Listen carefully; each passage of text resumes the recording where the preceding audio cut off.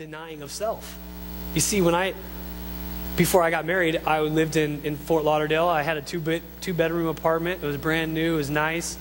In fact, then I bought a townhouse. It was really nice. I'd wake up and I'd eat what I wanted to. I'd wake up whenever I wanted to. I would do what I wanted to. And if I wanted to go to a movie, I'd go to a movie and I'd see what I wanted to see. Are you hearing a reoccurring theme here? I, me, have it your way? But then what happened? I said I do.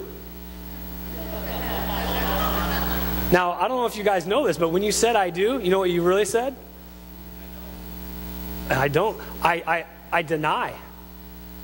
I deny. What is God's one rule for the men? Men, can I hear it? Love your wife like Christ loved the church and gave himself for her. Oh my goodness. When you got married, you forgot that, didn't you? You said I do, but really I'm going to deny. So, the two-bedroom apartment, now it was the townhome. The townhome now, instead of just, having a bed with just a sheet on it, now it had, a dust ruffle, and it had, this and that, and what, honey, what show do you want to go to? Oh, you want to go see that? Oh, that'll be great. That girly movie, that'll be awesome. Let's go sit there and do that. Honey, what would you like to eat?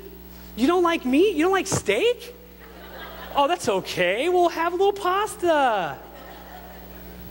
What happened there? Denial of self. But the problem is we go, me.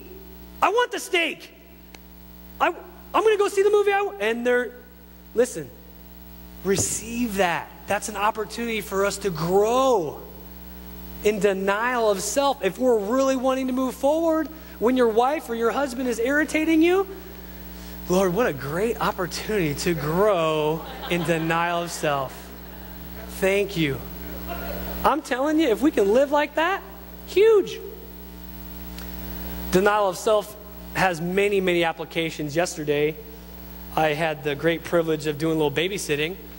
And as I was kind of putting the finishing touches on the Bible study, my wife and her friend decided they wanted to go on a run. So I had babysitter duty, and there were 3 kids downstairs, and then I had the infant. I don't know how old he is, maybe a couple months. And so, I'm doing my study, and the minute they walk out the door, I'm talking the minute, they hadn't even got down the block. Ah! Oh, dude. Talk about denial of self. I'm like, oh, man, how do we do this again? My kids are 7, so I'm like, hold up, what? Oh, dude's got a burp, So I picked him up, and then all the stuff goes all, I'm like, okay, that's cool, that's all right. And then he was like smiling. And I was like, oh, see, I got this down. So I put him, I used to carry my kids like a football. So I would just I threw him in there. I was like, oh, I got this down. Whipped open my Bible. Oh, this is good. I looked down, and on my pinky, I felt something real wet. And I won't tell you what color it was, but it wasn't clear. Let me just tell you that. And so I'm like, oh, party foul. And so then, I had to hop up, and I'm like looking for, what do I do now? And I just I was like, well, how do I do this? And so I got him down, and luckily there was extra pajamas in the diaper bag, and I'll stop with that story because there's a Bible study to be told. But what was that? Boy, I was being stretched in denial of self. Could have said, no, don't go for a run. I got things to do. Or could have said, now, I'm not saying that I'm sweet, because a lot of times I'll be like, no, you can't run, right? So I'm not saying that I got it down. But listen, this is moving forward if we want to. Follow Christ. Listen, guys, it's denial of self. It's selfless living that can only be accomplished as you ask God to give you that ability. I can't do it on my own. God, give me your heart. Give me the ability. He also says, the third thing that I saw, he says, take up your cross. This is a daily thing.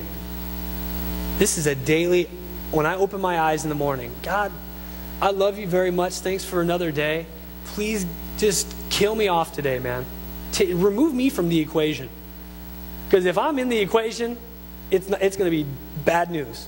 Because I'm going to be calling my own shots, and the fruit of those own shots aren't going to be good. Give me the ability, just now it's just you living your life through me. That's what Paul was talking about in Galatians 2:20. And then he says, you know what? And then come follow me.